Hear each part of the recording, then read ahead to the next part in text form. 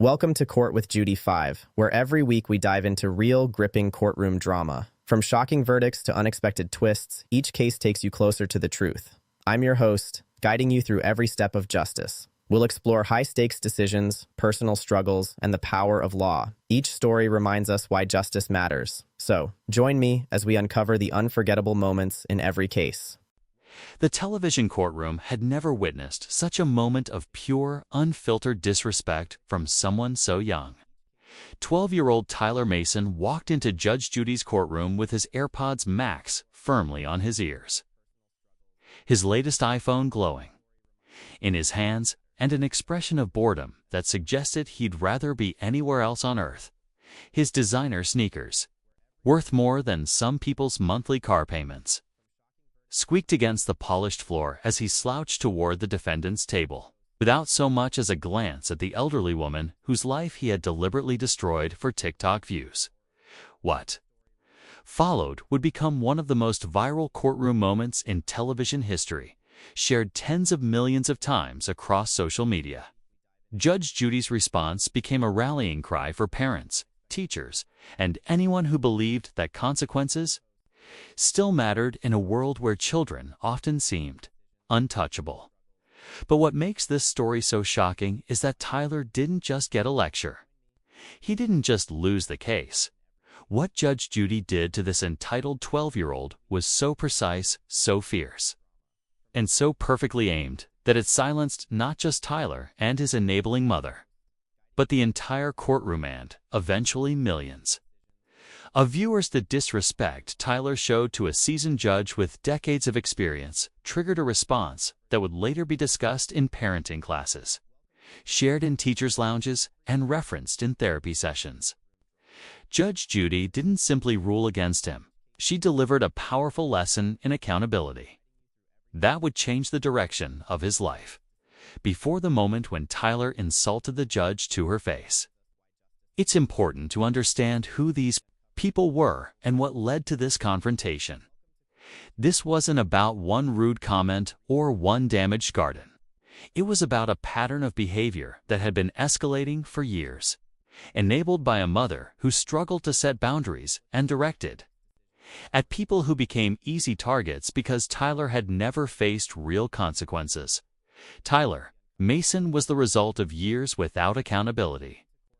At 12, he had built a TikTok following by mocking adults, disrespecting authority, and celebrating bad behavior. His mother, Jennifer Mason, had spent years trying to be the cool parent instead of setting limits. She defended him when teachers complained, blamed schools when he was suspended, and dismissed neighbors who raised concerns. She had already paid thousands to settle issues and avoid consequences, believing it would keep the peace. Instead, it only reinforced Tyler's belief that rules didn't apply to him.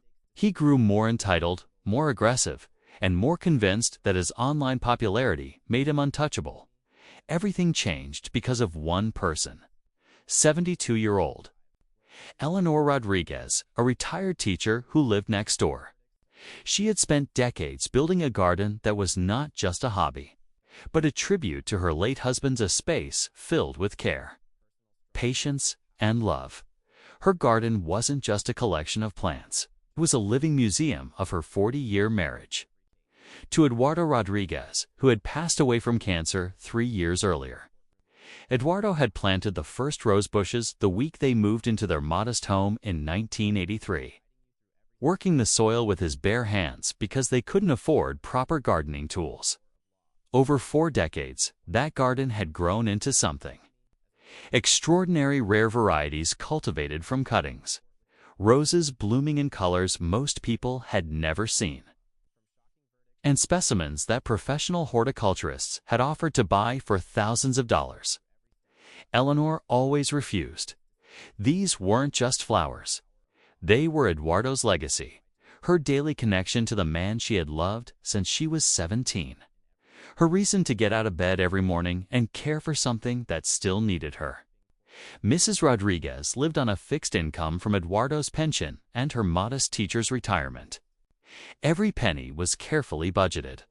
She drove a 19-year-old Honda Civic that Eduardo had maintained meticulously before his illness.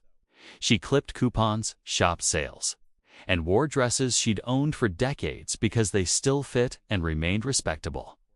But her garden received whatever care it needed: special soil, organic fertilizers, and the watering systems Eduardo had installed before he became too ill to work outside. She spent 3 hours every morning in that garden, talking to Eduardo. As she pruned, watered, and tended the plants, sharing her day, asking for guidance, continuing a conversation that only she could carry now. Neighbors knew not to disturb her during those morning hours. They were sacred and untouchable. Tyler Mason had moved in next door a year earlier when his mother bought the house during her divorce. At first, the disturbances were minor: loud music, typical kid noise, nothing that seriously bothered Mrs. Rodriguez. After all, she had spent 30 years as a middle school teacher and understood that children could be loud and energetic. But Tyler's behavior escalated steadily. Each incident grew worse, each boundary crossed more deliberately.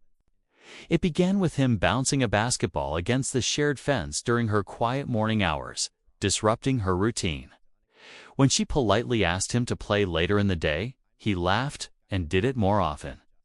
Then came the garbage handfuls of trash thrown over the fence into her garden beds, forcing her to spend hours cleaning through delicate plants.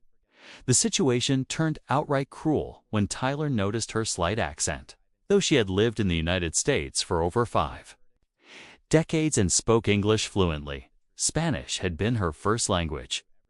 Tyler began recording her without permission, mocking her speech, exaggerating her accent in videos he posted online with captions ridiculing her. For Mrs. Rodriguez, who had spent 15 years teaching English as a second language and helping immigrant children succeed, being mocked for her voice was deeply painful. She tried to speak with Jennifer Mason about Tyler's behavior. Jennifer offered vague apologies, promised to address it, and then did nothing. The videos continued, and the harassment only grew worse. Then came the morning that changed everything. Mrs. Rodriguez woke up at 6:30 as always, made her coffee, and stepped outside to begin her morning routine with Eduardo. What she found destroyed something inside her that had survived even her husband's death. Her roses, her beautiful, irreplaceable roses, were dead. Not from disease or neglect, but deliberately poisoned. Someone had poured industrial-strength weed killer on every single rosebush in her garden. 40 years of care, Eduardo's living legacy, decades of patience and love, all reduced to blackened stems and withered petals. The damage was systematic and intentional. Every plant had been given a lethal dose. Mrs. Rodriguez collapsed to her knees in the garden, surrounded by the dying remains, and wept in a way she hadn't since the morning Eduardo passed away. She might never have known who did it to accept. Tyler made a critical mistake. He filmed himself. He posted the video online with a caption mocking his annoying neighbor, laughing as he climbed the fence at night and poisoned each rosebush one by one. He narrated the act like entertainment, joking about how she would cry when she found them destroyed. Thousands watched. Many reacted with amusement, encouraging what he had done. A few people who recognized Mrs. Rodriguez sent her the footage. For the first time in her 72 years, she chose not to stay silent. She filed a lawsuit she had always believed in, resolving conflict through conversation and understanding. That belief had guided her through decades as a teacher, working with difficult students and families. But this wasn't something that could be talked through. This was deliberate harm. The police became involved and juvenile authorities took notice. But the real confrontation would happen in small claims court, where she sought compensation for the destruction and for the emotional loss of something that could never truly be replaced. Experts confirmed what she already knew. Plants grown and cared for over decades carry value that cannot simply be bought again. What Mrs. Rodriguez didn't realize was that the case had already drawn deeper attention. As the details surfaced, a broader pattern began to emerge, one of repeated behavior. Overlooked consequences and a situation that had been allowed to escalate far beyond what anyone had previously. Addressed, they uncovered school records showing multiple suspensions, psychological evaluations, recommending intervention, and teachers' notes describing increasingly aggressive behavior. They reviewed Tyler's full social media history, including videos he believed were deleted clips that revealed a consistent pattern of targeting vulnerable people for attention. Judge Judy spent several nights going through the evidence. By the time she entered the courtroom, she carried something she rarely felt anymore after decades on the bench: genuine anger. The courtroom buzzed with its usual energy as cameras, prepared to capture what most expected to be another routine small claims case. The audience settled in, many longtime viewers who appreciated seeing accountability enforced. Production staff moved quietly, and the bailiff took position. No one realized they were about to witness a moment that would resonate far beyond that room. Mrs. Rodriguez entered first, moving carefully, her steps reflecting years of work in her garden. She wore a modest floral dress she had owned for many years, still well kept. Her daughter walked beside her, carrying a folder filled with evidence photos of the garden before and after, printed screenshots, expert statements, and old pictures of Eduardo planting the first roses decades earlier. Then Tyler and Jennifer Mason entered, and the atmosphere shifted immediately. Tyler walked in casually, as if he were somewhere trivial. His headphones covered his ears, his attention fixed on his phone as he scrolled, completely detached from the seriousness of the situation. He didn't acknowledge the bailiff or glance toward Mrs. Rodriguez. Jennifer followed behind, visibly tense. She tried repeatedly to guide him, reaching for his shoulder, urging him to put the phone away, encouraging him to sit properly, but each attempt was brushed off. His posture and behavior made one thing clear. He had no respect for the setting, no concern for the proceedings, and no sense of what was coming. From the bench, Judge Judy observed everything with quiet focus.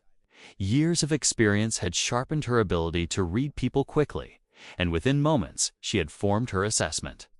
She had seen thousands of cases, but something about this one stood out. As the courtroom was called to order, she leaned forward slightly, composed and precise. Those familiar with her knew that expression. It often came just before a decisive moment. She had already reached her conclusion about the situation, and now she was ready to move forward. She began the proceedings with her characteristic clarity. Mrs. Rodriguez, you're suing Tyler Mason for $3,200 in damages to your property. Tell me what happened. Her tone was professional, but carried an undercurrent suggesting she already knew far more than the surface details.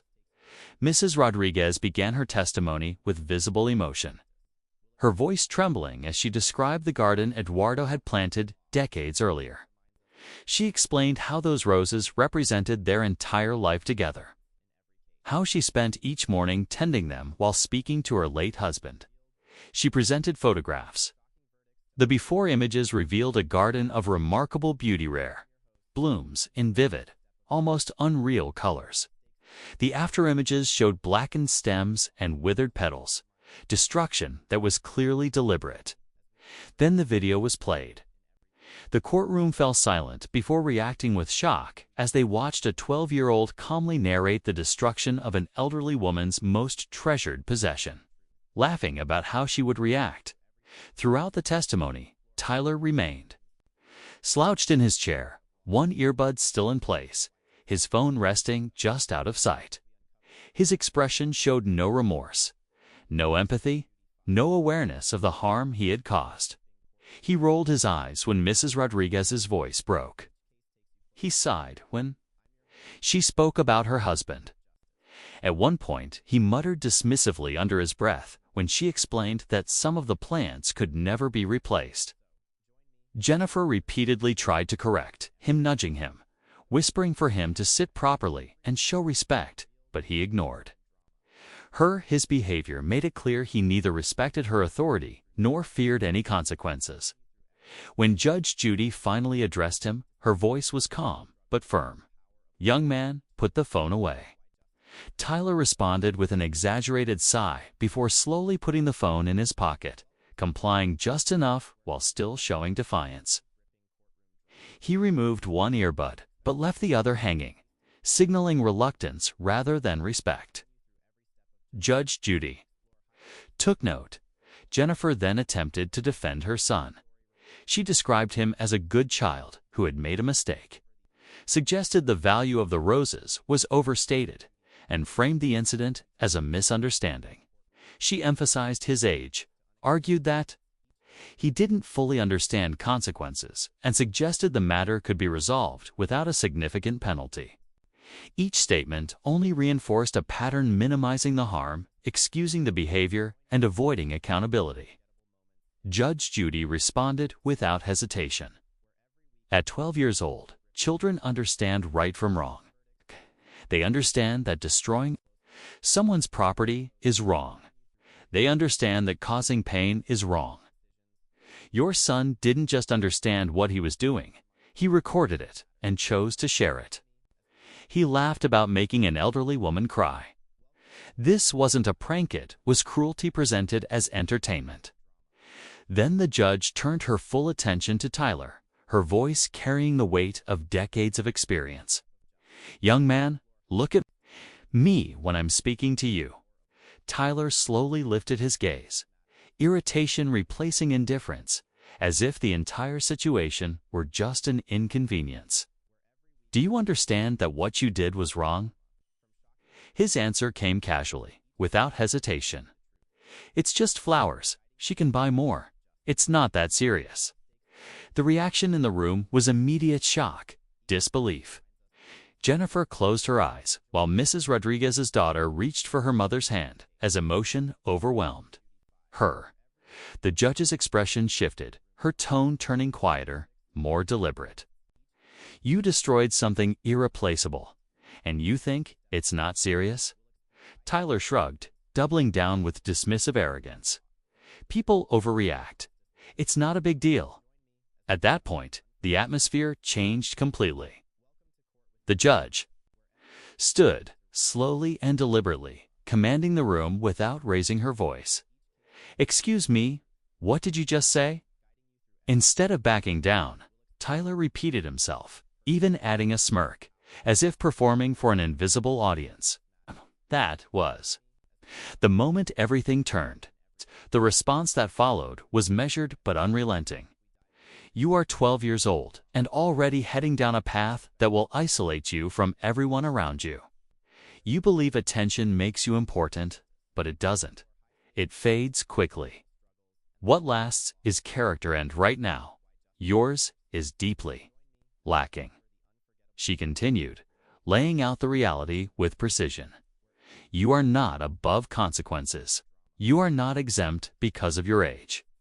You destroyed something meaningful, mocked someone who had done nothing to you, and showed no remorse. That is not a mistake. That is a pattern." Then she revealed what had been uncovered. Previous incidents, complaints that had been quietly resolved, money used to avoid accountability, warnings that had been ignored. Each detail painted a clearer picture not of a single act, but of repeated behavior allowed to grow unchecked. For the first time, Tyler's confidence faltered. The smirk disappeared. The weight of the situation finally began to register. The judge explained what those roses truly represented, not just plants, but decades of care, memory, and emotional significance that could never be replaced. Their financial value was only a fraction of what had actually been lost. And then, with the courtroom completely silent, she prepared to deliver a ruling that would finally impose the consequences he had never faced before. The ruling was clear and decisive. Mrs. Rodriguez was awarded the full $3,200 she had requested, maximum allowed in small claims court. But it didn't end there. Additional conditions were imposed that directly addressed the behavior behind the damage. Tyler would be required to personally help restore the garden, completing supervised hours over several weekends. He would do so without access to his phone. He was also ordered to write a formal, handwritten apology. Restrictions were placed on his social media use, including the removal of content related to the incident and a temporary ban under parental enforcement. Responsibility for ensuring compliance was placed on his mother as well. The impact was immediate. Tyler, who had shown little emotion throughout the proceedings, reacted strongly once the consequences affected the parts of his life he valued most. His mother became visibly emotional too, expressing frustration and regret over how things had reached this point. The response from the bench remained firm. The message was direct. Parenting requires setting boundaries, and avoiding conflict can sometimes allow problems to grow unchecked. When Tyler attempted to argue again, the judge ended the exchange without room for further discussion. You will follow these orders, you will repair what you damaged, and you will learn that respect is earned by giving it first. Case dismissed. The courtroom fell completely silent. 5 seconds of complete silence hung in the courtroom before the audience erupted into a standing ovation. Tyler was escorted out by his mother, head lowered in a level of shame he had never experienced before. The clip went viral within hours, reaching tens of millions of views and becoming one of the most talked about Judge Judy moments ever recorded. But the real story unfolded after the courtroom. Over the following weekends in Mrs. Rodriguez's garden, Tyler began the slow process of restoring what he had destroyed. The work was supervised, structured, and strict. At first, he resisted, frustrated by the rules, the silence, and the absence of his phone. Gradually, though, something shifted. He started to listen. He learned how much care went into every plant, how much of the garden was tied to memory rather than decoration. Mrs. Rodriguez didn't lecture him. She simply worked beside him, correcting him when needed, explaining when he asked, and remaining steady when he didn't. There were moments of tension, but also moments of understanding. By the final weekend, the dynamic had changed. Tyler was no longer performing or resisting in the same way. He asked questions. He followed instructions without complaint. At one point, he even asked Mrs. Rodriguez to teach him some Spanish phrases. As she showed him how to tend the roses properly, what had begun as a punishment slowly became something more structured and human work, accountability, and quiet conversation. And while it didn't erase what had happened, it marked the beginning of something different, a shift from entitlement toward understanding, shaped not by punishment alone, but by consistent responsibility and the steady presence of someone who refused to let the harm be ignored.